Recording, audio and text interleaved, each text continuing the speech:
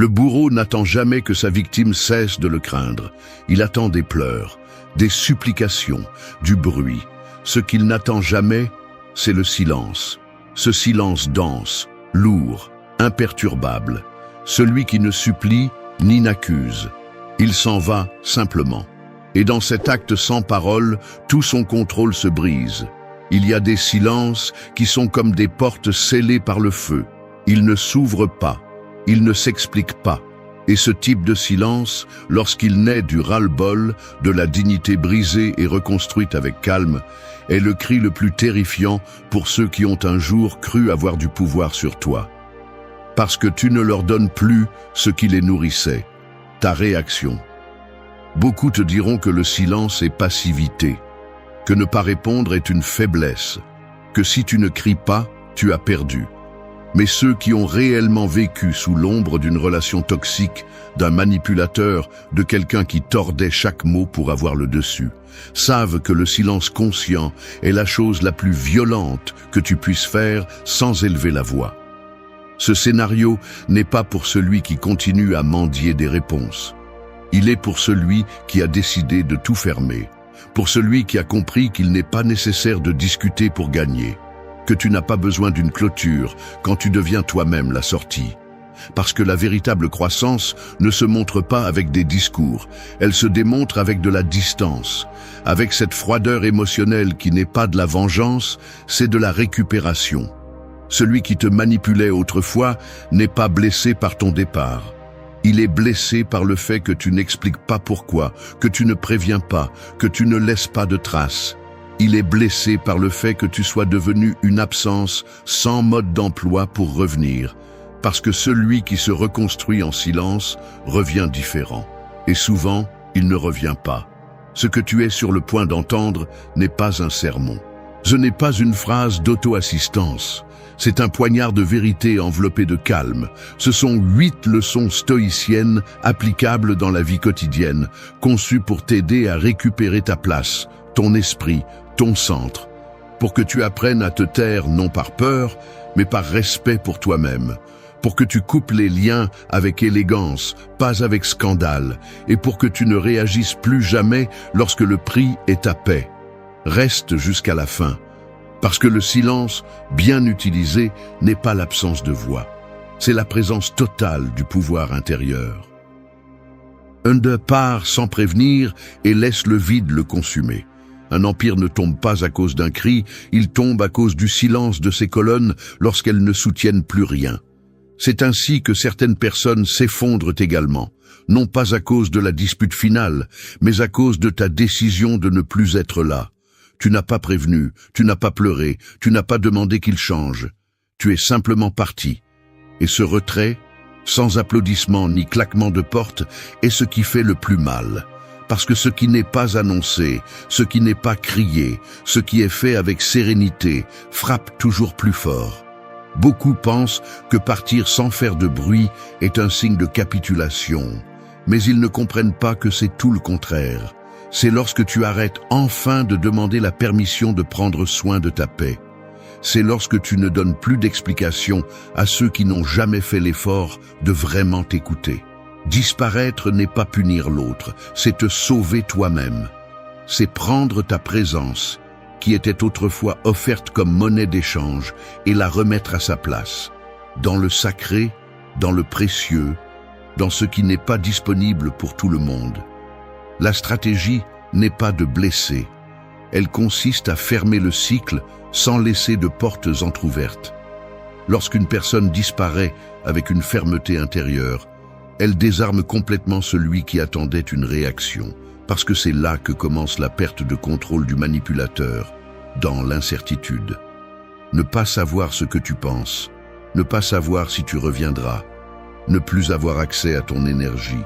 Cela les détruit plus que n'importe quel mot. Le stoïcisme ne te demande pas de fuir, il te demande d'agir avec raison.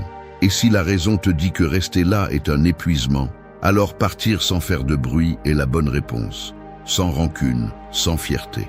Pas comme quelqu'un qui s'échappe, mais comme quelqu'un qui a compris que l'endroit où il se trouve n'est pas digne de sa présence. Et à ce moment-là, le silence devient ton langage le plus sage. Un langage qui n'a pas besoin de justifier quoi que ce soit. Parce que lorsque quelque chose est déjà clair pour toi, il n'a pas besoin d'être expliqué. Celui qui se nourrissait de tes réactions ne saura pas quoi faire de ton calme. Celui qui espérait te voir tomber ne saura pas comment interpréter ta distance. Et celui qui pensait que tu serais toujours disponible apprendra que tu n'étais pas permanent. Tu étais juste loyal, jusqu'à ce que tu ne le sois plus. Et tu ne l'as pas annoncé, tu l'as simplement fait. N'écris pas un message d'adieu, ne prépare pas une dernière conversation, ne cherche pas à être compris. Fais tout en silence, parce que le vide qui reste lorsque tu pars sans faire de bruit en dit plus que n'importe quel argument. Et ce vide, lorsqu'il naît de ta dignité retrouvée, a le pouvoir de réorganiser ton monde. Parce que maintenant, tu n'attends plus d'être compris. Tu es occupé à te reconstruire là où tu peux grandir. La pratique stoïcienne consiste à te maîtriser d'abord toi-même, à contrôler tes impulsions, ton besoin de te défendre, de crier ta douleur. Ici, tu apprends qu'il y a des choses qui ne se discutent pas, elles se surmontent, qu'il y a des batailles qui ne se gagnent pas en parlant, mais en s'éloignant, et que le silence, lorsque tu l'utilises consciemment, est la réponse la plus ferme, la plus mature et la plus puissante que tu peux offrir. Alors oui, disparais sans faire de bruit. Fais-le sans prévenir, sans colère, sans besoin que quelqu'un comprenne ta décision, parce que celui qui a besoin de vengeance est encore piégé. Mais toi, tu n'es plus là. Maintenant, tu es l'écho de ce qui a été une fois et le début de ce que tu ne permettras plus jamais. 2. Ne réagis pas, laisse leur besoin de contrôle s'étouffer tout seul. Une marionnette ne bouge que si on tire les fils, et c'est toi qui décides si ses fils restent connectés à ton corps. Chaque fois que tu réagis, tu cèdes le contrôle. Chaque fois que tu réponds impulsivement, quelqu'un d'autre te fait bouger. Et l'ironie, c'est que pendant que tu crois défendre ta position, ils ne font que profiter de ton épuisement. Parce que le véritable carburant d'un manipulateur est ta réaction. Sans cela, ils s'éteignent, ils s'étouffent dans leurs propres besoins de contrôle non résolus. Ils n'ont pas besoin que tu sois violent. Ils se contentent que tu exploses, que tu te justifies, que tu leur accordes de l'attention. C'est pourquoi, lorsque tu choisis de ne pas réagir, tu n'es pas indifférent. Tu brises la chaîne qui leur donnait du pouvoir sur toi. Le silence n'est pas seulement l'absence de mots, c'est aussi la présence de l'autocontrôle. C'est cette pause qui transforme l'émotionnel en rationnel. C'est cette barrière invisible qui s'interpose entre l'impulsion et l'action. Parce qu'il y a des batailles qui se perdent en une seconde d'impulsion, en répondant ce que tu ne devrais pas, en montrant la blessure quand elle saigne encore. Le stoïcisme l'enseigne clairement. Tu ne peux pas contrôler ce que les autres font, mais tu peux maîtriser ta propre réponse. Et cette différence change tout, parce que lorsque tu cesses de réagir, ce n'est pas que tu abandonnes, c'est que tu choisis où il vaut la peine de mettre ton énergie. Ne pas répondre n'est pas de l'indifférence, c'est de la stratégie, c'est de la maturité émotionnelle. C'est la façon la plus claire de dire « tu n'entres plus ici ». Parce que lorsque tu ne cèdes plus au jeu du drame, lorsque tu ne donnes plus d'explications que personne ne valorise, lorsque tu laisses passer les provocations sans bouger d'un centimètre, tu dis à l'autre qu'il n'a plus de pouvoir sur toi. Et cela fait plus mal que n'importe quel cri. Cela désarme plus que n'importe quel argument.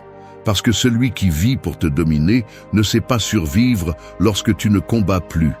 Et il ne s'agit pas de feindre le calme, il s'agit de le travailler de l'intérieur.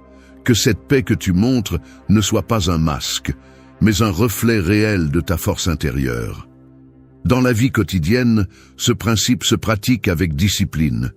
Quelqu'un te provoque avec une critique déguisée en blague et tu choisis de ne pas rendre le coup. Non pas parce que tu ne peux pas, mais parce que cela n'en vaut pas la peine. Tu reçois des messages chargés de sarcasme ou de culpabilité et tu les laisses sombrer dans le silence. Parce que tu comprends que chaque réaction est une invitation à un jeu que tu as déjà décidé d'abandonner. Et ainsi, peu à peu, ton esprit s'entraîne. Il devient plus ferme, plus sobre, plus maître de lui-même. Quand tu ne réagis pas, tu ne te réprimes pas, tu te protèges. Tu fais comprendre que tout ne mérite pas ta réponse, que ta paix n'est pas à vendre, que ton temps ne se négocie pas avec ceux qui ne savent pas te respecter. Et avec cela, tu donnes une leçon à celui qui essaie de te provoquer. Tu n'es plus le même, tu n'es plus disposé à bouger par caprice d'autrui. Maintenant, ton calme ne dépend pas de l'environnement, mais de toi. Laisse celui qui a besoin de contrôle se désespérer tout seul, qu'il lance des hameçons dans le vide en espérant que tu les mordes, et qu'il se rende compte peu à peu que tu n'es plus là. Parce que lorsque tu ne réagis plus, le pouvoir revient là où il aurait toujours dû être, entre tes mains. 3. Le silence qui n'explique pas, c'est la fin la plus claire. Quand une bougie s'éteint, elle ne fait pas de bruit. Elle ne laisse que l'obscurité et une odeur de faim. Elle ne donne pas d'avertissement, elle ne fait pas de discours. Elle s'éteint simplement. C'est ainsi qu'une étape devrait se terminer avec quelqu'un qui n'a jamais su prendre soin de toi, sans justifier, sans implorer la compréhension, sans pousser des explications que, au fond, l'autre ne va jamais digérer. Parce qu'il arrive un moment où parler est superflu, où continuer à clarifier ce que tu as déjà donné 1000 fois devient une forme lente de te détruire. Et c'est là que le silence prend la place qui lui revient, comme une clôture, comme une barrière, comme une déclaration que tu ne vas plus dépenser un seul mot sur ce que tu as déjà décidé de laisser derrière toi. Expliquer est un acte noble quand il y a quelqu'un prêt à écouter. Mais face à la manipulation, à la distorsion constante, aux réponses pleines d'évasives ou de sarcasme, expliquer n'est qu'une perte d'énergie. Tu n'éclaircis rien. Tu leur donnes plus d'outils pour te confondre, plus de phrases à réinterpréter, plus d'espace pour prolonger quelque chose qui est déjà mort. Le silence, en revanche, coupe à la racine. Il ne se prête pas au jeu, il ne donne pas de second tour, il est tranchant. Et même s'il n'a pas la forme d'un argument, son message est percutant. C'est fini. Les stoïciens savaient que le contrôle commence là où se termine le besoin de convaincre. Si ta décision est ferme, tu n'as pas à l'envelopper de mots. Si ton départ est définitif, tu n'as pas besoin de laisser des affiches expliquant tes motifs. La clarté ne vient pas toujours de ce qui est dit, mais de ce qui est laissé de côté. Parce que quand quelqu'un garde le silence après avoir tout donné, il ne fuit pas. Il montre qu'il n'y a plus rien à donner, et ce silence, même s'il ne crie pas, s'entend. Celui qui n'a pas voulu te comprendre quand tu étais présent devra maintenant apprendre à le faire en ton absence. Dans la pratique quotidienne, cela signifie arrêter de chercher le moment parfait pour dire au revoir. Cela signifie ne pas attendre cette conversation finale qui clôt tout comme dans un film. Parce que la vie réelle ne donne pas toujours cette clôture. Parfois, il te suffit de partir, sans répondre au dernier message, sans retourner le dernier appel, sans faire cet effort supplémentaire pour tout clarifier. Parce que celui qui voulait comprendre l'aurait déjà fait. Et celui qui ne le voulait pas ne le fera jamais. Ta clarté ne doit pas dépendre de la compréhension des autres. Ta paix n'a pas à être validée par celui qui l'a brisée. Tu n'es pas obligé d'être compréhensible pour celui qui a choisi de te blesser. Tu n'es pas en dette avec quiconque pour avoir choisi ton bien-être. Et si quelqu'un te traite d'égoïste pour te taire, pour te retirer, pour ne plus donner d'explication, alors cette personne est seulement contrariée parce qu'elle ne peut plus contrôler le scénario. Le silence leur enlève ce pouvoir. Il leur arrache le protagonisme. Il les laisse regarder une scène vide où tu n'es plus. Et dans ce vide, ils devront faire face à ce qu'ils ont perdu.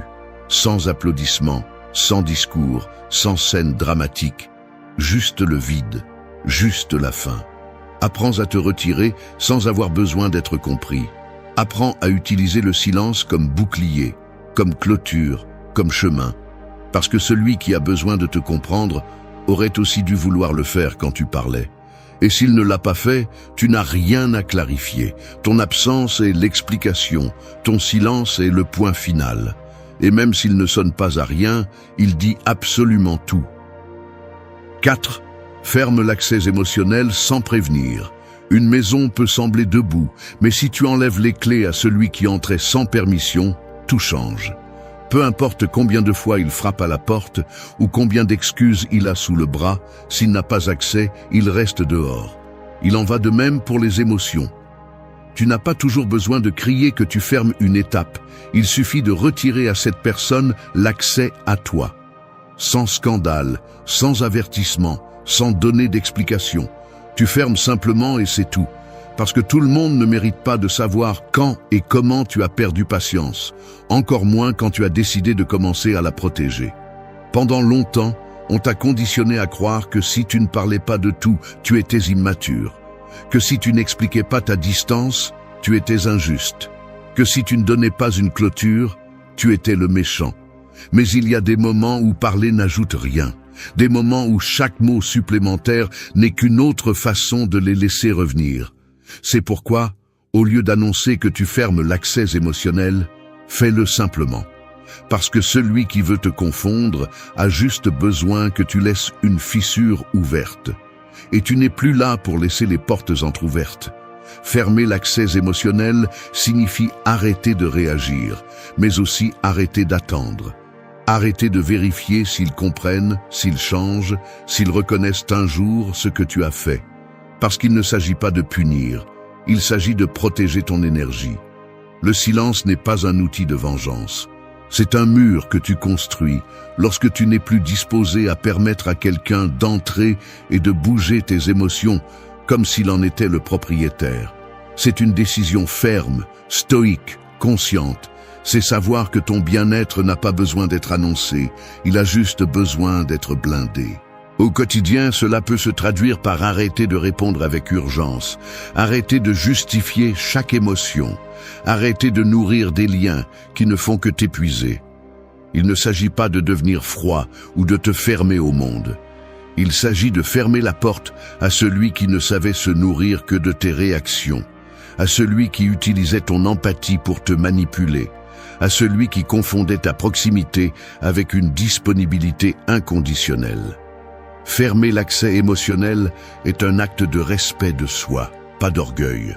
Celui qui te valorisait vraiment n'avait pas besoin de contrôler ce que tu ressentais.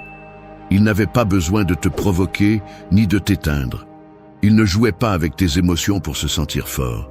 Mais celui qui le faisait va remarquer la différence quand il ne pourra plus t'accéder. Il va essayer de revenir. Il va utiliser des souvenirs, des culpabilités, des promesses, des mots vides. Mais tu n'es pas obligé d'ouvrir, ni de répondre, ni de reculer. Parce que maintenant tu comprends, prendre soin de ta paix signifie aussi savoir à qui tu ne peux plus laisser entrer. Les stoïciens parlaient du contrôle sur l'interne, de la maîtrise de soi comme base de toute vertu. Lorsque tu fermes l'accès émotionnel, tu exerces exactement cela. Tu ne donnes plus ton attention par inertie. Tu ne prêtes plus ton émotion à celui qui ne sait pas en prendre soin. Tu ne t'épuises plus à essayer de corriger ce qui n'est pas né pour être guéri. Et là, dans cet acte ferme de fermeture sans bruit, commence ta véritable libération. Tu n'as pas besoin de cérémonie. Tu n'as pas besoin de discours. Tu as juste besoin de conviction. Et quand tu l'auras, le silence fera le reste. Parce que celui qui ne peut plus entrer comprendra finalement qu'il a perdu le privilège. Et toi, sans le dire, tu auras récupéré quelque chose de beaucoup plus précieux que n'importe quelle explication, le contrôle sur toi-même. 5. Ne cherche pas d'excuses là où il y avait l'intention de te blesser. Un couteau ne glisse pas 3 fois au même endroit par accident. Si quelqu'un répète le mal, ce n'était pas une erreur, c'était une décision. Et quand tu comprends cela, quand tu arrêtes de couvrir d'excuses ce qui était clairement intentionnel, alors quelque chose en toi s'éveille. Tu ne cherches plus d'excuses, non pas parce que tu ne les mérites pas, mais parce que tu n'as plus besoin qu'on te les donne pour clore le cycle. Il te suffit de regarder les faits et de reconnaître ce que beaucoup préfèrent nier, qu'il y a des personnes qui savaient exactement ce qu'elles faisaient, et elles l'ont fait quand même. Combien de fois t'es-tu retrouvé à attendre des excuses qui n'arrivaient jamais, espérant qu'on reconnaisse enfin le mal que tu as subi, qu'on admette qu'on s'est trompé, qu'on te dise « je ne voulais pas te faire ça ». Mais le temps passe, et tout ce que tu reçois, ce sont des phrases vides, des excuses mal déguisées ou, pire encore, le silence, l'indifférence, comme si ta douleur n'existait pas. Et te voilà, portant la culpabilité des autres, justifiant l'injustifiable, croyant que comprendre leur motivation est plus important que de respecter tes limites. Le silence devient puissant lorsque tu l'utilises pour te protéger de ce piège. Lorsque tu décides de ne plus entamer une conversation avec quelqu'un qui a blessé intentionnellement, ce n'est pas de l'orgueil, c'est de la lucidité. C'est le moment précis où tu arrêtes de chercher à comprendre et commences à te respecter. Parce qu'une véritable excuse ne se supplie pas, elle s'offre. Et si elle n'est pas arrivée quand tu en avais le plus besoin, alors elle ne vaut plus la peine. Du point de vue stoïcien, la valeur réside dans l'acceptation de ce qui a été, non dans sa dissimulation.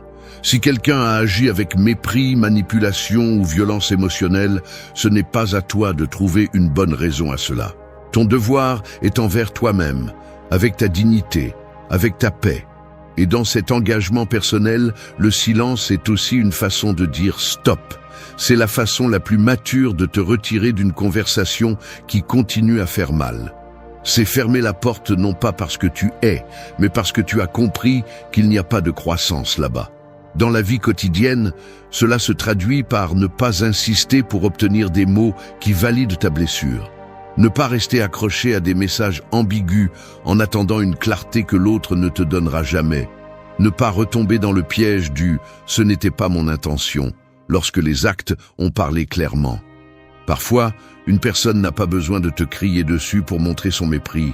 Son indifférence suffit, son manque d'empathie, son besoin d'avoir toujours raison au détriment de tes émotions. Apprends à utiliser le silence aussi pour cela, pour mettre fin à ta recherche, pour comprendre que tu n'as pas besoin qu'on reconnaisse ce que tu sais déjà. Parce que lorsque tu acceptes la vérité sans fioriture, même si ça fait mal, tu deviens plus fort, plus ferme, plus maître de toi. Et alors, au lieu d'attendre que l'autre change, c'est toi qui changes de cap. Tu t'éloignes, tu te reconstruis et tu fais la paix avec toi-même. Ne cherche pas d'excuses là où il y avait l'intention de te blesser, parce que cette tentative te maintient lié. Et la liberté commence lorsque tu n'as plus besoin que l'autre reconnaisse quoi que ce soit pour pouvoir guérir. Tu as juste besoin de comprendre, de l'accepter, de le lâcher. Et à partir de ce silence intérieur, inébranlable, commence ta véritable rédemption. 6. Ta distance n'a pas besoin de traduction pour celui qui t'a perdu. Quand un corps cesse de respirer, il n'a pas besoin de dire qu'il est mort. Le silence révèle tout. Il en va de même pour la distance émotionnelle. Il n'est pas nécessaire de l'expliquer lorsqu'elle a été provoquée par celui qui l'a subie. Si quelqu'un t'a poussé encore et encore vers la limite, il n'a pas le droit de feindre la surprise lorsque tu t'éloignes finalement. Parce que celui qui te connaissait vraiment sait parfaitement pourquoi tu n'es plus là. Et même s'il prétend ne pas comprendre, il le sait. Seulement, maintenant, il est confronté à la vérité qu'il a toujours évitée. Il t'a perdu, et c'est de sa faute. Tu as essayé 1000 fois de mettre les choses au clair, mais il y a des gens qui n'écoutent pas pour comprendre, ils écoutent seulement pour se défendre. Alors tu parlais, tu t'ouvrais, tu te désarmes émotionnellement en espérant que quelque chose change, et de l'autre côté, tu ne trouvais que de l'indifférence, de l'évasion ou de la moquerie. Et il arrive un moment où l'âme se fatigue, où tu comprends que tu ne peux plus insister dans un endroit où tu ne fais que t'épuiser. Alors tu ne dis plus rien, non pas parce que tu manques de mots, mais parce qu'il ne vaut plus la peine de les prononcer. Et tu pars, pas physiquement au début, mais émotionnellement. Tu te fermes, tu te refroidis, tu te déconnectes. Et c'est à ce moment-là que le véritable changement commence. La distance émotionnelle n'est pas l'absence d'amour, c'est la présence de dignité. C'est la décision de ne plus négocier ta valeur avec celui qui n'a jamais voulu la reconnaître. Parce que si tu t'es efforcé, si tu as parlé avec honnêteté, si tu as donné des opportunités et que rien n'a été suffisant, alors la seule réponse cohérente est de partir sans regarder en arrière et de le faire sans l'annoncer, sans drame, sans avertissement. Parce que les gens qui t'aiment vraiment n'ont pas besoin que tu leur rappelles ce qu'ils ont gâché. Ils le savent. Et ce qui leur fait le plus mal n'est pas ton silence, c'est son écho.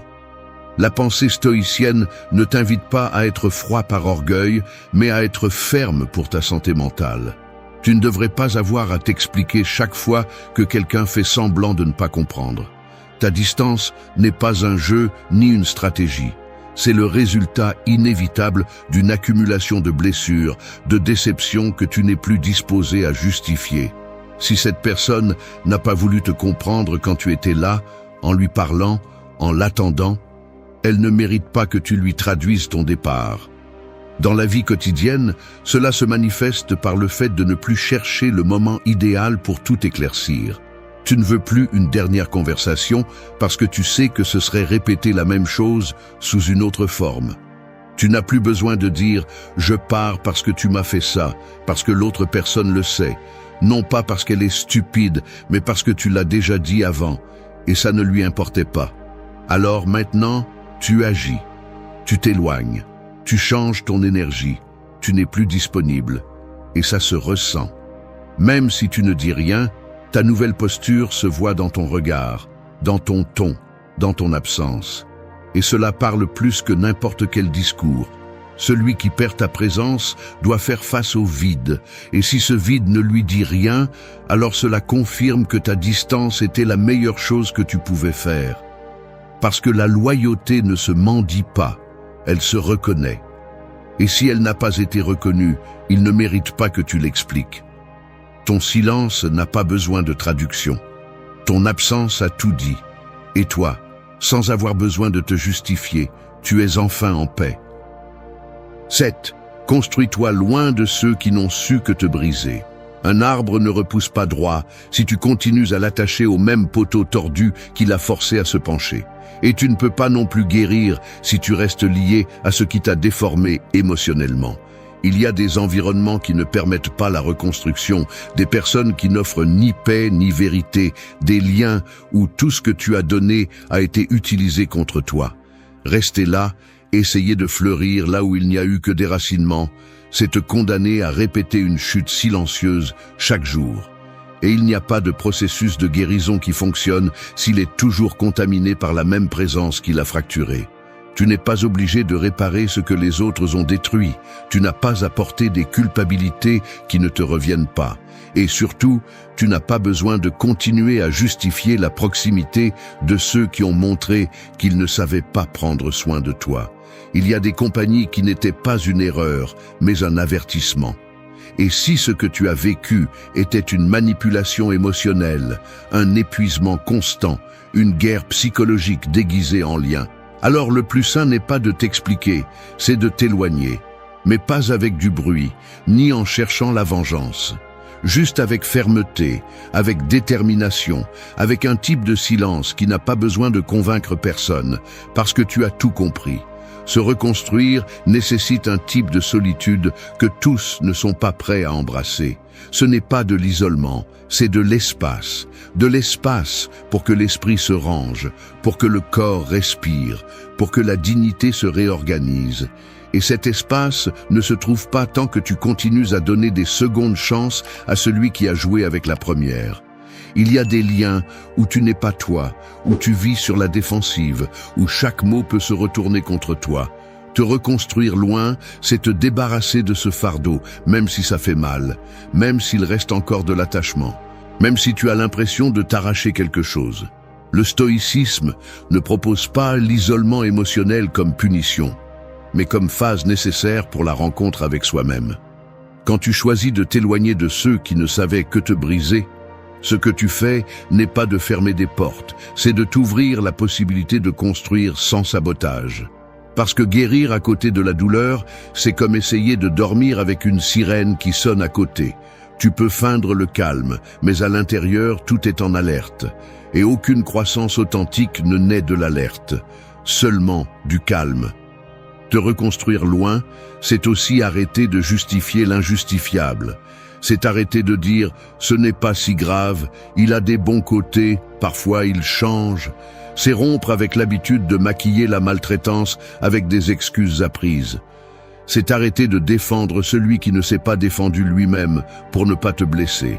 Et surtout, c'est se rappeler que tu n'as pas besoin de fermer des cycles avec celui qui les a brisés. Tu peux fermer en silence, à ton rythme, sur ton terrain, et personne n'a à le comprendre. Parce que tu ne rends pas justice à l'autre, tu te rends justice à toi-même. Dans la vie quotidienne, cela signifie éliminer le besoin d'être disponible pour celui qui n'était pas là pour toi. Cela signifie retirer l'attention, le message, l'énergie. Non par indifférence, mais par maturité. C'est comprendre que guérir n'est pas une vengeance, c'est un choix. Que la distance n'est pas de la froideur, c'est de la protection. Et que revenir à toi implique nécessairement de laisser derrière ce qui t'a éloigné de toi en premier lieu. Quand tu décides de te reconstruire loin de ceux qui n'ont su que te briser, quelque chose change en toi. Tu n'as plus besoin qu'on te valorise. Tu n'attends plus qu'on le reconnaisse. Tu te contentes de sentir que tu redeviens toi. Sans masque, sans peur, sans le poids de soutenir quelque chose qui ne faisait que te faire mal. Et dans ce nouvel espace que tu construis en silence, enfin, tu deviens fort, mais cette fois, pour de vrai. 8. Ne retourne jamais là où ton absence a plus de valeur que ta présence. Une ombre n'apparaît que lorsqu'il y a de la lumière, mais si tu deviens invisible pour ceux qui prétendaient te voir, tu n'es pas dans un endroit sombre, tu es au mauvais endroit. Et quand tu découvres que ton absence pèse plus que ta présence, qu'on ne te cherche que lorsque tu disparais, qu'on ne te demande que lorsque tu n'es plus disponible, alors tu n'es pas aimé, tu es manqué par commodité, pas par valeur. Et y retourner serait renoncer à tout ce que tu as appris à tes dépens. Ne te trompe pas, tout ce qui est manqué n'est pas respecté. Parfois, tu es manqué parce qu'ils ne peuvent plus utiliser ce que tu offrais. Parce qu'ils n'ont plus personne à manipuler, à blâmer, à user. Mais ce n'est pas de l'affection, c'est du vide. Et ce vide a été provoqué par ton silence, ta distance, ta décision ferme de ne plus rester dans un endroit où on ne te remarquait que lorsque tu partais. C'est pourquoi tu ne devrais pas revenir. Parce que si tu as été ignoré quand tu étais là, il n'y a aucune garantie que ton retour ne sera pas à nouveau pris pour acquis. Comme quelque chose de faible, comme quelque chose qu'ils peuvent à nouveau contrôler. Revenir là où tu n'as pas été valorisé, c'est donner une seconde chance à la douleur. C'est jouer à nouveau sur un terrain que tu connais déjà et où tu as déjà perdu. Et cette fois, si tu tombes, ce ne sera pas par naïveté, ce sera par refus d'accepter ce que tu savais déjà. La vie t'a montré qui était qui. Elle t'a appris à coup ce que tu ignorais avec des mots. Ne l'oublie pas. Parce que chaque fois que tu reviens, tu donnes une partie de ton processus. Tu donnes la paix, tu donnes la croissance. Et tu le fais pour une idée qui n'existe plus, pour une version du lien que tu étais le seul à maintenir. La pensée stoïcienne ne repose pas sur la fierté, mais sur l'intégrité. Il ne s'agit pas de se fermer à tout, mais de reconnaître avec une totale clarté ce qui ne doit pas se répéter. Là où tu as été ignoré, ne parle plus. Là où tu as donné et où il n'y a pas eu de réciprocité, ne donne plus. Là où ta présence n'a pas été soignée, ton absence doit rester ferme, non pas comme une punition, mais comme une preuve que tu as appris. Que ton silence n'est plus une stratégie, mais une philosophie de respect de soi. Parce que celui qui a compris sa valeur ne se rabaisse plus à être une option. Dans la vie quotidienne, c'est aussi simple que de résister à la tentation du message qui arrive tard, du « tu me manques » quand ça ne fait plus mal, du « j'ai changé » quand tu n'as rien demandé. Ne tombe pas dans ce piège. Ne retourne pas là où on te traitait comme si tu étais de trop. Si ton absence a éveillé la conscience, qu'ils résolvent cela à partir de leur propre processus. Tu n'as pas à redevenir une partie du décor pour que les autres apprennent leur leçon. Tu as déjà appris la tienne. Toutes les portes ne doivent pas être ouvertes à nouveau. Certaines doivent rester fermées. Pour la santé, pour le respect, pour l'évolution. Et si un jour tu doutes, souviens-toi simplement de ce qui est le plus important. Tu as été plus remarqué quand tu es parti que quand tu étais là. Et cela suffit pour ne pas revenir. Parce que l'amour ne se mendie pas. La valeur ne se supplie pas. La présence ne s'explique pas. Elle se soigne, se respectent, se honorent. Et si cela n'a pas été fait quand tu étais là, il n'y a plus rien à dire. Ton silence est ton nouveau langage. Ton absence, ta limite, ta reconstruction, ta seule priorité. Et dans cette fermeté silencieuse se trouve ta victoire. Parce que tu as choisi de partir. Et cette fois, tu as choisi de ne pas revenir. Merci d'être resté jusqu'à la fin de la vidéo. Si vous avez tout vu, commentez « Je suis stoïcien » comme notre signe secret, indiquant que vous êtes un véritable apprenant du stoïcisme. N'oubliez pas de vous abonner et de liker la vidéo si elle vous a plu. Rendez-vous dans la prochaine vidéo et rappelez-vous, continuez à cultiver votre esprit stoïque. Un homme qui se rétrécit pour s'adapter à des espaces restreints finit par oublier combien son esprit était grand lorsqu'il était libre. Et c'est ainsi que beaucoup vivent aujourd'hui, en se réduisant, en déguisant la conviction avec de la sympathie, en échangeant la vérité pour l'approbation, en se demandant pardon pour déranger, alors qu'en réalité, il devrait être reconnaissant d'oser être clair. Ce n'est pas une époque qui récompense l'authenticité masculine. C'est une époque qui la punit, qui la pointe du doigt, qui la veut faible, aimable, malléable. Mais tu n'es pas né pour ça. Ce que tu vas entendre ici n'est pas une invitation à améliorer tes compétences sociales, ni à être plus stratégique pour plaire. C'est un appel brutal et nécessaire à cesser de te trahir pour être apprécié. Parce que plus tu t'adaptes, plus tu t'éloignes. Et plus tu prétends, plus tu te brises. Peu importe combien le niant, l'homme qui se respecte, qui parle sans mendier, qui reste ferme, le monde d'abord le dérange, puis l'admire.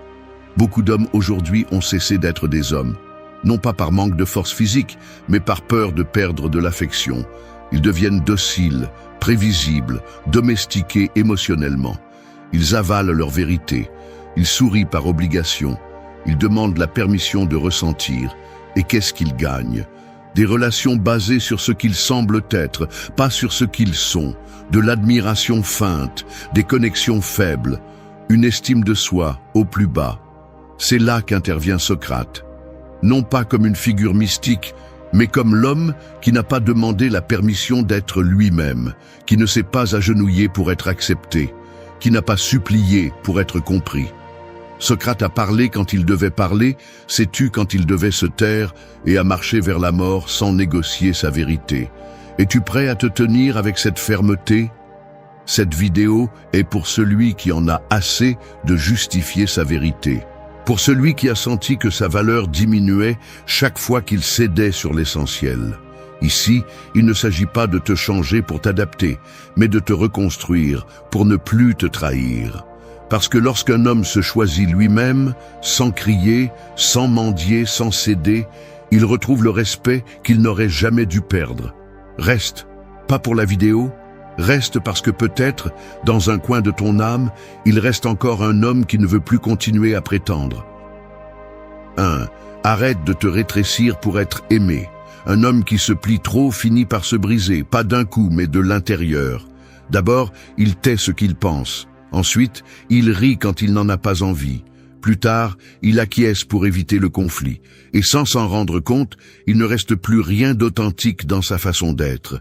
Juste une ombre bien éduquée, prête à plaire à tout le monde, sauf à elle-même. Ce n'est pas une exagération. C'est la réalité silencieuse de beaucoup qui ont confondu l'amour avec l'approbation, l'empathie avec la soumission, la courtoisie avec la reddition. Ils se sont habitués à lire les émotions des autres comme s'ils étaient des ordres, à s'adapter avant de demander ce qu'ils veulent vraiment, à s'excuser d'être intense, sérieux, inconfortable ou différent. Mais le prix à payer pour toujours plaire est plus élevé que celui de déranger. Parce que celui qui se rétrécit pour être aimé finit par accepter des miettes, célébrer des affections à moitié, tolérer des manques de respect déguisés en blagues et des justifications absurdes. Et c'est ici que tu dois te poser une seule question. Combien de fois encore vas-tu te réduire pour tenir dans des endroits qui te sont trop petits?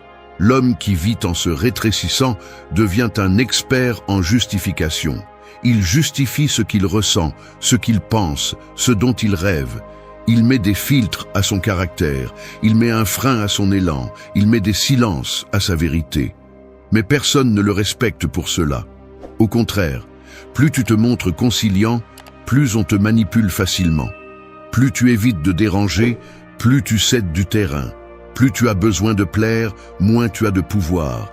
Et le plus cruel de tout, c'est que l'effort que tu fais pour plaire ne te garantit pas l'amour, il te garantit l'épuisement. Parce que tu ne montres pas ta vérité, tu vends une version acceptable. Et l'acceptation que tu obtiens, même si elle arrive, ne comble jamais. Parce que ce n'est pas pour toi, c'est pour celui que tu as prétendu être. Socrate ne s'est jamais rétréci pour être accepté. Il ne parlait pas pour plaire, il parlait pour éveiller. Et c'est pour cela qu'on l'a détesté. Mais c'est aussi pour cela qu'on s'en souvient. Parce qu'il y a quelque chose de profondément attirant chez un homme qui ne s'adapte pas au moule, qui ne force pas les sourires, qui ne s'excuse pas pour sa présence. Un homme qui sait qui il est et n'a pas besoin de validation pour rester debout. L'authenticité fait mal, oui, mais il fait plus mal de vivre à moitié. Il fait plus mal de devenir petit pour ne pas perdre quelqu'un.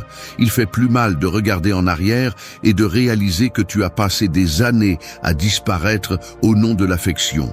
Et ce n'est pas de l'amour, c'est une prison construite avec de bonnes intentions et la peur du rejet. Arrêter de te rétrécir est un acte de respect. C'est dire « voici qui je suis ». Sans fioriture, sans masque, sans besoin d'être approuvé. C'est soutenir le regard sans expliquer. C'est parler clairement sans culpabilité. C'est être dans un lieu et ne pas demander la permission d'exister. C'est vivre comme si tu n'avais rien à gagner, parce que ce qui compte ne se mendie pas. Et oui, beaucoup partiront. Mais ceux qui resteront le feront pour ce que tu es vraiment. Et c'est là que commence le respect. C'est là que tu retrouves ton centre. Parce qu'aucun homme qui se respecte lui-même ne peut continuer à vivre courbé. Lève-toi, non pour imposer, mais pour t'habiter pleinement. Celui qui veut te voir, qu'il le fasse sans condition. Et celui qui ne supporte pas ta taille, qu'il s'éloigne. Tu n'es pas venu pour être petit, tu es venu pour être vrai. 2. Ton silence ferme en dit plus que 1000 explications. Le tonnerre ne prévient pas avant de fendre le ciel. Il tombe simplement. Et sa force ne réside pas dans sa durée, mais dans le moment précis où il se fait sentir. C'est ainsi que fonctionne le silence d'un homme qui se respecte. Il ne cherche pas à attirer l'attention, mais quand il apparaît, tout change. Car ce n'est pas ce que tu dis qui marque ta présence, c'est ce que tu soutiens sans avoir à l'expliquer. Nous vivons dans un monde bruyant, où tout est partagé, crié, débattu. Si tu ne réponds pas rapidement, ils pensent que tu fuis. Si tu n'expliques pas, ils pensent que tu caches quelque chose. Mais ce que peu de gens comprennent, c'est qu'il y a des silences qui ne naissent pas de l'évasion, mais de la clarté. Car lorsque tu sais qui tu es et pourquoi tu fais ce que tu fais, tu n'as pas besoin de faire des discours pour valider chaque pas. Le besoin de justifier constamment est une chaîne invisible. Chaque fois que tu t'expliques sans que personne ne l'ait demandé, tu demandes la permission. Et tu n'es pas venu au monde pour la demander. Tu es venu pour l'habiter avec fermeté. Le silence, lorsqu'il est conscient, est une forme de domination. Car pour ne pas réagir, tu dois d'abord avoir le contrôle. Et le contrôle n'est pas de la froideur. C'est une force intérieure. Beaucoup d'hommes ont confondu parler beaucoup avec être profond. Et ce n'est pas le cas. Il y a des gens qui ont besoin de 1000 mots pour dire ce que tu peux communiquer avec un regard. Car le langage qui marque vraiment n'est pas le langage verbal, c'est celui de l'énergie, de la cohérence et de la posture. Tu n'as pas besoin de hausser la voix pour que tes limites soient remarquées. Tu n'as pas besoin de t'expliquer pour qu'ils comprennent ton intention. Tu as juste besoin d'être clair avec toi-même. Quand tu te sens pressé de répondre, souviens-toi de ceci. Le silence n'est pas toujours une absence. Parfois, c'est l'espace où une décision est prise. Parfois, c'est le terrain où le respect est construit. Et parfois, c'est le filtre qui sépare ceux qui te valorisent de ceux qui veulent simplement te manipuler.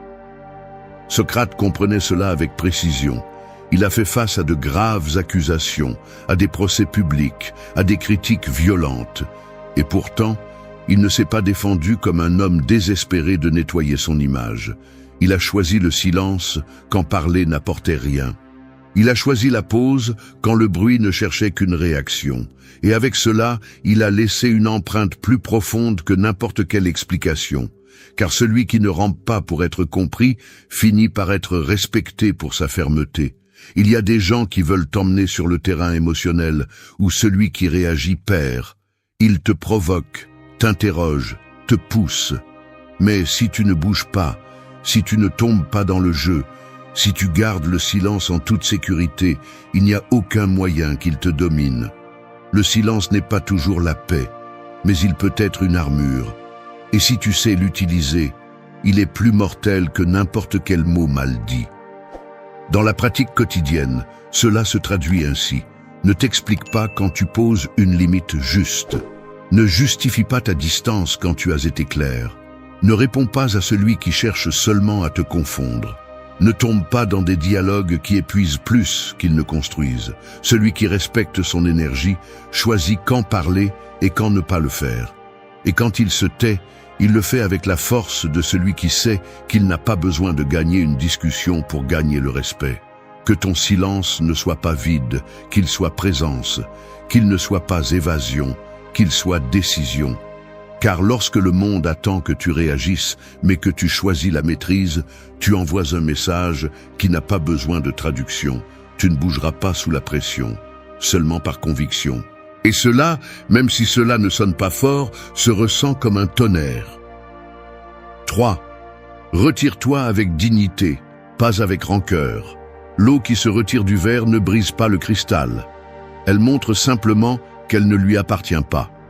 C'est ainsi qu'un homme doit partir lorsque sa présence n'est plus appréciée, sans colère, sans explications inutiles, sans bruit, parce que la dignité ne se crie pas, elle se démontre. Et le respect que tu ne reçois pas dans la relation, tu te le donnes toi-même lorsque tu décides de lâcher prise avec fermeté. L'erreur commune est de croire que rester est synonyme de courage. Mais souvent, rester est une peur. Peur de perdre, peur d'être seul, peur que l'autre ne souffre pas, peur de faire face à ta propre décision.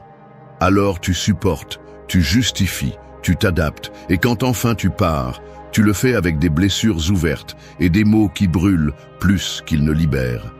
C'est pourquoi il est si important de te retirer avant d'atteindre ce point. Partir quand tu as encore le contrôle, quand tu décides encore, pas quand on t'a déjà poussé au bord. La dignité n'est pas pressée, mais elle ne doute pas non plus. Quand tu perçois que tu ne fais que soutenir une image, que tes gestes ne signifient plus rien, que tes paroles sont ignorées ou moquées, le plus courageux n'est pas de résister. C'est de faire un pas en arrière avec le cœur silencieux et le front haut. Partir ainsi n'est pas de la froideur. C'est du respect de soi, c'est te choisir sans violence. Beaucoup restent parce qu'ils veulent bien fermer. Mais la vérité est que tout n'a pas besoin de fermeture. Parfois, la fermeture est ton absence. Parfois, la chose la plus mature que tu peux faire est de ne plus expliquer. Parce que si, pour être compris, tu dois te briser en expliquant, alors ils ne sont pas prêts à t'écouter vraiment. Et un endroit où tu n'es pas écouté n'est pas un endroit où tu devrais rester. La rancœur est de porter l'histoire sur ton épaule. La dignité est de la laisser là où elle s'est produite. Partir avec rancœur, c'est rester émotionnellement attaché au même endroit d'où tu t'es échappé physiquement. Partir avec dignité, c'est ne pas traîner ce poids. C'est lâcher prise avec clarté, pas avec ressentiment. C'est choisir de ne pas rendre ce qu'on t'a fait, mais de transformer ce que tu as appris. Parce que tu n'es pas ici pour te venger, tu es ici pour évoluer. Socrate ne maudissait pas ceux qui le poursuivaient. Il n'est pas tombé dans les insultes ni dans les lamentations. Il est resté intègre jusqu'au dernier moment. Son départ a été un acte de conviction, pas une réaction émotionnelle. Et c'est là la clé. Quand tu agis depuis ton centre, l'environnement peut être hostile, mais tu restes clair. Tu ne cries pas, tu ne réclames pas, tu n'implores pas, tu avances simplement. Cela s'applique dans toute relation, amoureuse, familiale, professionnelle ou sociale. Si tu arrives à un point où tout ce que tu donnes est ignoré, où ta présence ne génère pas de respect, mais une commodité mal comprise. Il est temps de partir. Mais pars bien. Pas avec colère, pas avec vengeance. Pars sans détruire ce que tu as construit. Parce que même si l'autre n'a pas su apprécier, tu peux partir avec la certitude que tu ne t'es pas trahi. Partir avec dignité n'est pas une fuite. C'est un acte de pouvoir. C'est regarder l'autre dans les yeux et ne pas avoir besoin de dire autre chose. C'est que ton départ parle pour toi. Et si un jour, ils reviennent en demandant pourquoi tu es parti, que tu n'aies pas à répondre avec douleur, mais avec clarté, parce que tu sais ce que tu vaux, même s'ils l'ont oublié. Retire-toi ainsi, complet, sans bruit, sans besoin d'applaudissements. Parce que le respect que tu ne trouves pas à l'extérieur, tu le sèmes en toi quand tu refuses de rester là où il n'y a plus de place pour ta vérité. C'est le genre d'homme qui laisse une empreinte, celui qui n'implore pas, celui qui n'attaque pas, celui qui ne se cache pas. Il part simplement. Mais quand il le fait, ça se voit et ça se souvient. 4. Tu n'as pas besoin d'être aimé si tu te respectes déjà. Un diamant ne se dévalue pas parce que certains ne savent pas le distinguer d'un morceau de verre. Il reste simplement un diamant. Il ne change pas sa forme pour devenir plus acceptable. Il ne se déguise pas pour être compris. C'est ainsi qu'un homme doit être, complet en lui-même, sans avoir besoin d'être aimé pour confirmer sa valeur. Parce que lorsque le respect de soi est bien ancré, l'approbation cesse d'être une urgence et devient un détail insignifiant. Le problème commence lorsque tu construis ton identité à partir du regard des autres. Tu t'habitues à lire les gestes, à peser les mots, à te demander si ce que tu as dit a été bien reçu, si ton caractère s'adapte, si ta présence dérange. Peu à peu, tu te façonnes, tu limes tes arêtes, tu dissimules tes opinions.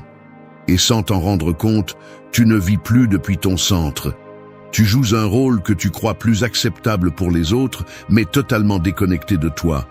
Être aimé est une arme à double tranchant, parce que plus tu te concentres sur le fait de plaire, plus tu t'éloignes de ton essence. Plus tu construis ta façon d'être pour plaire, moins tu deviens authentique. Et le pire, le respect ne naît pas de l'agrément, il naît de la congruence. Les gens respectent celui qui est clair, même s'il dérange, celui qui reste ferme, même si sa vérité n'est pas confortable. Celui qui ne se vend pas pour l'acceptation parce qu'il a déjà clair qui il est. Beaucoup d'hommes sont pris au piège dans ce jeu. Ils changent leur façon de parler, ils s'adoucissent pour ne pas déranger, ils cachent leur malaise par peur d'être jugés, ils offrent plus qu'ils ne reçoivent juste pour ne pas être rejetés. Mais cet échange constant finit par te vider. Parce qu'il n'y a pas de paix dans la stratégie constante. Il n'y a pas de respect là où il y a auto-abandon. Socrate ne se promenait pas dans les rues en se demandant s'il était bien vu. Il se promenait en se demandant si ce qu'il faisait était en accord avec sa vérité. Il ne parlait pas par courtoisie, il parlait par cohérence. Il ne cherchait pas la sympathie de la majorité, il cherchait la profondeur de ses convictions. C'est pourquoi on l'écoutait, même ceux qui n'étaient pas d'accord, parce qu'il y avait quelque chose d'indiscutable dans sa façon d'être. Il ne faisait pas semblant. Quand tu te respectes, ton énergie change, ton regard est plus direct, tes limites sont plus claires, tes mots ont du poids. Et le plus curieux, c'est que souvent, tu commences à plaire davantage. Non pas parce que tu le cherches, mais parce que l'authenticité a une force qui n'a pas besoin d'explication. Mais ce ne peut être l'intention, parce que si tu cherches à nouveau à plaire en récompense, tu retombes dans le cycle. Tu n'es pas ici pour jouer une version socialement acceptable de toi. Tu es ici pour être complet, ferme, connecté. Tu es ici pour exprimer ta vérité avec intégrité, pas pour l'éditer en fonction de l'environnement. Tu es ici pour marcher sans avoir besoin d'être applaudi. Parce que le vrai respect ne s'achète pas avec des sourires. Il se cultive avec conviction. Dans ta vie quotidienne, cela se traduit par de petites décisions. Ne change pas d'opinion pour plaire. Ne te tais pas pour maintenir une ambiance artificielle. N'offre pas de compagnie si on t'utilise. Ne souris pas quand quelque chose ne te convient pas. Ne t'efforce pas de t'intégrer là où tu sais que tu devrais te trahir pour le faire. Parce que chaque fois que tu te sacrifies pour plaire, tu perds un fragment de ta vérité. Et aucun amour ne justifie ce prix. Ta valeur ne dépend pas de l'acceptation des autres. Elle dépend de ta volonté de maintenir ton essence même lorsque personne n'applaudit. Et si cela fait fuir certains, laisse-les partir. Le respect commence lorsque tu cesses de changer par peur de perdre de l'affection. Parce que qui tu es, sans fioriture, est déjà suffisant. Et quand tu le comprendras vraiment, tu ne m'en diras plus un sourire. Tu reviendras à toi, et personne ne pourra te l'enlever. 5. Celui qui cherche à être approuvé se perd. Rien n'est plus déroutant qu'un homme qui ne s'est pas choisi lui-même. Aujourd'hui, il dit ce que tu veux entendre. Demain, il change pour plaire à un autre. Et à la fin, quand personne n'est là, même lui ne sait pas ce qu'il pense, ce qu'il veut ou ce qu'il défend. Il s'est complètement effacé. Il est devenu expert en complaisance, mais ignorant de sa propre essence. Ce genre d'homme ne naît pas faible. Il se fabrique petit à petit. De la peur d'être rejeté, du souvenir d'avoir été ignoré pour être différent, du besoin inconscient de plaire, d'être bien vu, d'être nécessaire. Et c'est là que commence la détérioration. Car celui qui s'efforce de s'intégrer finit par modeler sa forme jusqu'à devenir méconnaissable. L'approbation ne semble pas dangereuse. Elle est addictive, subtile. Elle se déguise en bonnes intentions. Elle te dit que la flexibilité est une preuve de maturité, que céder est de l'empathie, que adoucir ta forme est une évolution. Mais si tu cèdes des parties de toi chaque fois que quelqu'un fronce les sourcils ou s'éloigne un peu, tu n'es pas mature, tu abandonnes ta colonne vertébrale. Et ce qui se brise en premier chez un homme qui veut plaire, c'est son caractère. On ne peut pas construire de pouvoir à partir du besoin. Si chaque mot que tu prononces est pensé pour plaire, alors tu ne dis jamais ce que tu penses vraiment. Tu dis ce qui se vend. Si chaque décision que tu prends dépend de la réaction de l'autre, alors tu ne choisis pas. Tu demandes la permission. Si chaque limite que tu poses est adoucie par peur d'être mal interprétée, alors ce n'est pas une limite, c'est une supplication déguisée en courtoisie. Socrate a été la preuve vivante que l'authenticité dérange. Et c'est bien qu'elle le fasse. Parce que la vérité n'est pas toujours gentille, mais elle est propre. Et un homme propre, qui n'a pas besoin de l'approbation de personne pour se tenir debout, est celui qui laisse une trace. Il ne sera peut-être pas le plus applaudi sur le moment, mais il sera le plus mémorable quand les autres auront cessé de jouer la comédie. Celui qui cherche l'approbation ne se perd pas seulement lui-même, il attire aussi ce qui l'affaiblit. Des relations où un sacrifice constant est exigé pour maintenir l'affection. Des dynamiques où s'il cesse d'être utile, on le jette. Des liens où rien n'est jamais suffisant, parce que tout repose sur ce qu'il donne, pas sur ce qu'il est. Et on ne vit pas ainsi, on survit, c'est pourquoi ce point est crucial. Arrêter de chercher l'approbation ne signifie pas devenir dur ou froid. Cela signifie décider que ta vérité ne sera pas éditée pour plaire, que ta position ne tremblera pas parce que quelqu'un fronce les sourcils, que ton silence ne se brisera pas simplement parce que l'autre ne le supporte pas. Parce que si tu ne te respectes pas, tout ce que tu obtiens à l'extérieur sera faux, fragile et éphémère.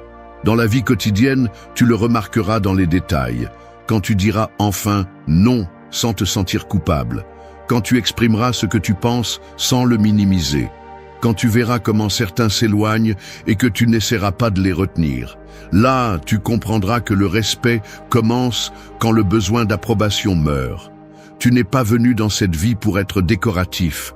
Tu es venu pour soutenir ton nom sans baisser la tête. Et le monde n'a pas besoin de plus d'hommes agréables. Il a besoin d'hommes vrais. Des hommes qui ne se perdent pas à chaque regard étranger. Des hommes qui se tiennent debout, même si cela ne plaît pas. Parce que celui qui tient bon, c'est celui qu'on n'oublie jamais. 6. Celui qui ne supporte pas ta vérité ne mérite pas ta présence. Certains ne veulent pas te connaître, ils veulent seulement que tu ne les défies pas avec ta vérité. Ils te sourient, tout en essayant de domestiquer ton essence. Ils ne cherchent pas la connexion, ils cherchent le contrôle. Ils veulent que tu sois proche, oui, mais seulement si tu apprends à te taire dans les moments inconfortables, seulement si tu adoucis ton caractère, seulement si tu baisses la voix lorsque ta clarté dénude leur incohérence. Le problème n'est pas toi. C'est ce que tu provoques lorsque tu décides de ne pas te mentir pour plaire à quelqu'un. Il y a des personnes qui se sentent menacées par quelqu'un qui n'a pas besoin de masque. Parce que pendant que tu parles clairement, il manipule. Pendant que tu maintiens des limites, il teste tes failles. Pendant que tu choisis le silence pour ne pas participer à ce qui est superficiel, il l'appelle froideur. Non pas parce que tu as tort, mais parce qu'ils ne peuvent pas te gérer. Ils ne savent pas comment te faire tourner à leur avantage. Et c'est pourquoi ils essaieront de te convaincre que l'authenticité est un défaut que tu devrais corriger. Mais si tu dois te cacher pour être accepté, tu paies déjà un prix trop élevé pour appartenir. Et la vérité est celle-ci. Tout le monde ne mérite pas ta présence. Parce que ta présence n'est pas une décoration, c'est une frontière, c'est un miroir. C'est une épreuve de feu pour ceux qui ne sont pas habitués aux relations réelles. Depuis notre plus jeune âge, on nous a appris à ne pas déranger, à être gentil même si ça fait mal, à maintenir l'harmonie même si cette harmonie était une farce. Et c'est là que l'authenticité se brise. Nous devenons experts à rester là où nous ne nous intégrons pas juste pour ne pas être ceux qui cassent l'ambiance. Mais il arrive un moment où faire semblant est plus fatigant que de partir. Et à ce moment-là, tu dois choisir entre être fidèle ou être fonctionnel. Et tu n'es pas venu dans ce monde pour être fonctionnel. Socrate était gênant, non pas parce qu'il était agressif, mais parce qu'il était honnête. Non pas parce qu'il était rude, mais parce qu'il était direct. On l'a accusé, confronté, condamné, non pas parce qu'il faisait du mal, mais parce qu'il disait des choses que personne ne voulait entendre. Parce que sa vérité ne demandait pas la permission. Et cela dérange toujours ceux qui ont construit leur pouvoir sur le mensonge ou l'apparence. Sa grandeur n'était pas dans la persuasion. Elle était dans le maintien de son intégrité lorsque tout autour demandait la soumission. Et toi aussi, tu es confronté à ce choix tous les jours, quand tu t'adaptes pour ne pas perdre quelqu'un, quand tu te tais par peur qu'il s'éloigne, quand tu souris alors qu'au fond de toi, tu sais que quelque chose ne va pas. Chacune de ces fois est une négociation, et chaque négociation où tu es perdant ne fait que renforcer l'idée que ta vérité est trop inconfortable pour être montrée. Mais c'est un mensonge. Ce qui est inconfortable n'est pas ta vérité. C'est la faiblesse émotionnelle de ceux qui ne peuvent pas la supporter. Et tu sais quoi? Ce n'est pas ton travail de la rendre plus digeste. Tu n'as pas à t'expliquer. Tu n'as pas à changer le ton. Tu n'as pas à adoucir ta présence pour tenir dans des endroits où tu ne seras jamais respecté en entier. Parce que celui qui t'aime à moitié, au final, ne t'aime pas. Il t'utilise juste comme une ombre confortable qui n'interfère pas avec sa narration. Arrête de te réduire, non pas comme un acte de rébellion, mais comme une affirmation de respect de soi. Parce que lorsque tu décides d'arrêter de cacher ta vérité, tu vas commencer à perdre des gens. Mais tu ne te perdras pas toi-même, et c'est ce qui compte. N'oublie pas ceci, ta présence est un privilège. Non pas parce que tu es parfait, mais parce que tu ne fais pas semblant. Et dans un monde plein de mensonges polis, celui qui ne supporte pas ta vérité, qu'il s'en aille, tu n'es plus là pour t'intégrer, tu es là pour t'habiter. Et celui qui ne comprend pas, qu'il regarde de loin. 7. Perds des personnes, mais ne te perds pas toi-même. Une boussole cassée peut te mener loin, mais jamais à toi-même. Et souvent, ces boussoles cassées ont un prénom et un nom. Des personnes que tu as appréciées, admirées, dont tu as eu besoin, et qui, sans le vouloir, sont devenues ta direction. Tu as commencé à tourner là où elles tournaient, à bouger à leur rythme, à douter de toi si elles n'étaient pas d'accord. Jusqu'à ce qu'un jour, tu te rendes compte que tu avais avancé, mais dans la direction opposée à toi. Perdre des personnes n'est pas le problème. Ce qui est vraiment douloureux, c'est de te perdre toi-même dans le processus de les conserver. Parce que quand quelqu'un te demande de te trahir pour rester à ses côtés, il ne t'aime pas, il te dompte. Il veut que tu sois proche, mais selon ses règles. Il t'accepte, mais à condition. Et quand tu cèdes une fois, tu le justifies. Mais quand tu cèdes 10 fois, il ne reste plus de traces de ton essence. On t'a appris à maintenir des liens à tout prix, à ne pas lâcher, à sauver des relations comme si cela définissait ta valeur. Mais personne ne t'a expliqué qu'il y a des personnes qui ne sont pas faites pour rester, qu'il y a des liens qui sont des leçons, que parfois, perdre quelqu'un n'est pas un échec, mais un acte de fidélité envers toi-même. Parce que celui qui exige que tu cesses d'être toi pour ne pas partir est déjà parti. Il ne reste que pour contrôler ce qui reste de toi. Il faut du courage pour voir quelqu'un s'éloigner parce que tu ne te conformes plus à ses attentes. Il faut du caractère pour ne pas te corriger par peur de décevoir. Il faut de l'amour-propre pour accepter que perdre quelqu'un qui ne respecte pas ton évolution est une victoire, pas une défaite. Parce que s'il y a quelque chose de plus cher que d'être seul, c'est d'être accompagné par quelqu'un qui exige que tu te trahisses pour ne pas se sentir menacé. Socrate n'a pas supplié pour de la compagnie. Il n'a pas changé sa position pour ne pas rester seul. Il n'a pas altéré ses convictions par peur de perdre des liens. Et c'est pour cela qu'il était respecté même par ses ennemis. Parce que la solitude qui naît de l'intégrité est digne. Alors que la compagnie qui naît de la fausseté est de l'esclavage. Tu n'es pas ici pour feindre une connexion, tu es ici pour la construire à partir de la vérité. Quand tu cesseras de te conformer, certains partiront. C'est inévitable. Parce que tu ne joues plus le même jeu, parce que tu ne donnes plus d'explications inutiles, parce que tu ne te fais plus petit pour que l'autre se sente à l'aise. Et cela dérange, cela agace. Cela brise l'illusion de contrôle dont beaucoup de personnes ont besoin pour se sentir importantes. Mais ce qui reste quand ils partent, c'est la liberté, c'est de l'espace, c'est de la clarté. En pratique, cela signifie que si quelqu'un ne supporte pas ta nouvelle façon de penser, qu'il s'éloigne. Si quelqu'un se moque de ton évolution, qu'il le fasse de loin. Si quelqu'un ne te valorise que quand il te voit silencieux, docile et prévisible, alors il ne te valorise pas. Il profite de ton absence intérieure. Tu n'es pas ici pour retenir, tu es ici pour vivre avec conscience. Et cela inclut de savoir quand fermer la porte. Pas avec haine, pas avec rancœur, avec maturité. Parce qu'il y a des adieux qui sont des actes d'amour-propre. Et il y a des distances qui ne se mesurent pas en mètres, mais en cohérence. Donc oui, tu perdras des personnes. Et ça fera mal. Mais ça fera beaucoup plus mal de regarder en arrière un jour et de ne pas te reconnaître. Beaucoup plus mal de sentir que tu es resté, mais que tu as disparu au fond. Ne laisse pas cela arriver. Préfère perdre qui tu veux, sauf toi. Parce que tu es la seule présence que tu ne peux pas remplacer. La seule dont tu auras besoin jusqu'au dernier jour. Et la seule qui, si tu la maintiens ferme, attirera des relations qui ne t'exigeront pas de te réduire pour rester. 8. Tu n'es pas ici pour être domestiqué. Chaque homme a un moment où il se brise de l'intérieur, non pas par faiblesse, mais pour s'être trahi tant de fois que sa voix ne sonne plus de la même manière. Il a cessé de rugir pour ne pas déranger. Il a cessé de s'opposer pour ne pas perdre. Il a cessé d'être lui pour devenir acceptable. Et là, juste à ce moment-là, il a cessé de vivre librement et a commencé à obéir en silence, non pas avec des chaînes, avec des sourires, avec de l'affection conditionnée, avec des éloges qui récompensaient son obéissance.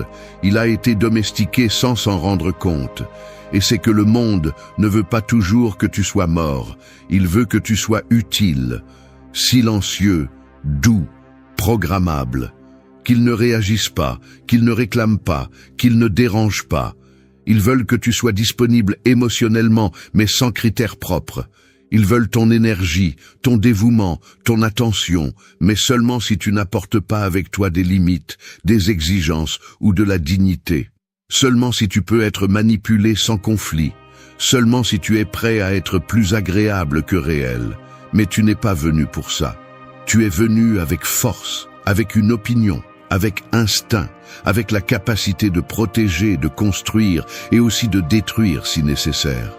Tu es venu avec du caractère, mais à un moment donné, on t'a appris que pour être aimé, tu dois d'abord arrêter d'être toi-même. Alors tu as commencé à limer tes griffes, à baisser la voix, à te corriger chaque fois que ta vérité était trop directe. Et chaque fois que tu l'as fait, tu as perdu quelque chose. Un fragment d'identité, une couche d'authenticité, un gramme de respect de soi. Socrate n'a pas vécu pour être manipulé, il n'a pas adouci sa pensée pour être accepté, il ne s'est pas excusé d'être gênant. Et c'est pour cela que nous nous souvenons de lui, parce qu'il a préféré être rejeté avec intégrité que célébré avec fausseté. Il a bien compris. Quand un homme commence à négocier sa vérité, il finit par être un esclave émotionnel. Parfois avec des applaudissements, parfois avec de l'affection, mais esclave à la fin. Tu dois décider.